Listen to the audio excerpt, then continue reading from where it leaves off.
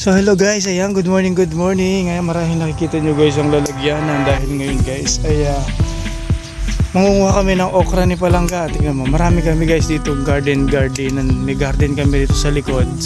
Maraming okra. Kung mapapansin nyo guys, ayan susubukan namin ibenta. Good, pamalit ulam kami.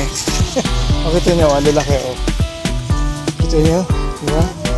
Ay lalaki pa Si Palangga natin tagakuha ng tagagupit ng okra. Diba? Marami kami guys dito, garden ni Myra na okra, may kalabasa. Ayun may bunga, pakikita ko sa inyo maya. So ayan, may bunga yung kalabasa natin, ayan. Tapos yung mga okra. Ayun laki na ng bunga guys. Nakasurvive siya Diba?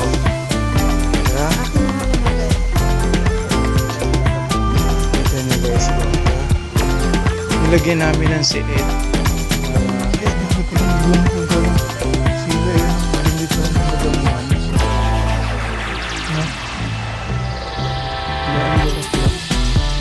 So kita nyo guys yan, ang garden namin ni Myra hanggang doon sa may dulo na yun. May saluyot din doon, tanim doon. Tapos yan, patola, yung mga okra, tapos kalabasa. Ilagay mo na. Mamaya, ilabas mo na lang. Aray. Ayun, ang daming okra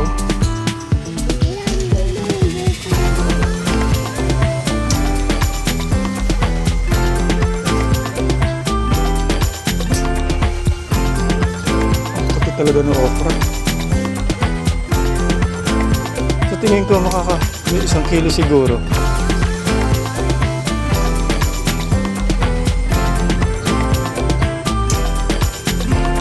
Bunga na yung ating kalabasa, diba?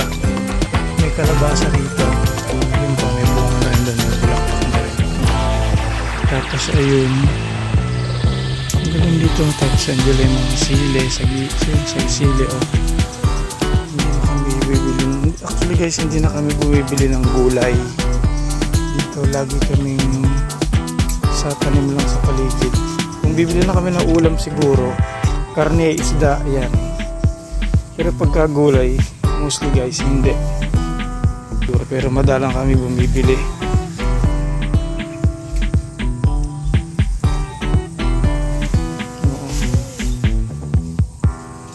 Nagkukulot yun.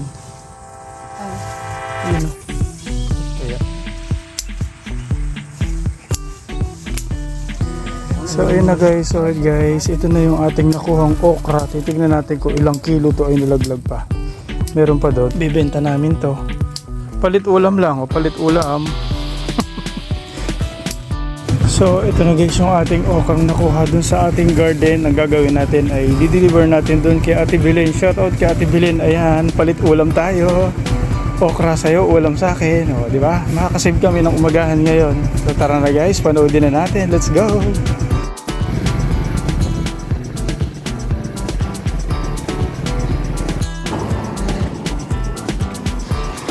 So ito na nga yung gulay na aming hinarvest. Magkano lang yan? Bahala ka na. Bagay ayan di ba? Kaway mo natin bilang. Ang istorya ng aking vlog ngayon ay garden, palit ulam.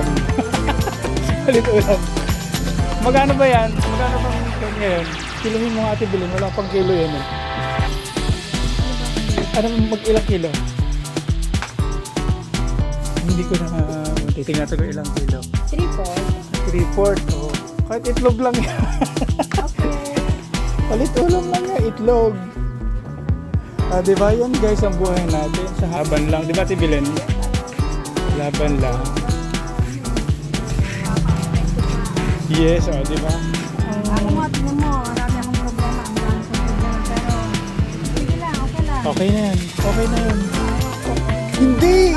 Okay na yan. Ay, wag ka na. Tignan mo. Mali ka ba guys? Monting. Kung naman. Kita nyo guys, palit ulam natin is itlog. Diba? Ganun Lalaga mo na. Ipilit ko ito po papaulam natin sa may nagpapala dun sa ating silihan. Diba, di nakasave kami. basta, di ba guys? Ng, ano ba? Kamote! Kamote, tama-tama may kamote na meron. Rambutan! Di ba, ang galing-galing ng ating garden. Kasi gugulang lang yun. Medyo naumay na kami sa okra. So, binenta na lang natin kay Ate Bilen. Basta to. Pagkulang natin yan, o. Di ba? Ang galing-galing natin. Kasi ganun lang kailangan sipag-sipag lang. Sipag-sipag lang sa pag-garden. Pwede, ano po yan? Mimini-tour ko kayo guys sa may tindahan ni Ate Bilen. Ha? Ito na chance natin para ma-mini-tour natin siya sa tindahan. So sa lahat ng ating mga, siguro naman kilala niyo na si Ate Bilen dito sa Luwasan, ano? O, kumpleto rito yan. May mga sauce, milk, ang dami kumpleto. O, may mga alak din siya. O, tapos may mga gatas. Ang galing. Di ba guys, no? Kumpleto yan dito. Mini-tour lang tayo. May reps dito ng mga goods. Tapos may mga dilata. Ang galing. Tapos dito sa labas, maraming gulay. Mga sariwa gulay ni Ate Bilen dito. Ano? Mini-tour lang tayo hanggat walang tao para hindi nakakahiya.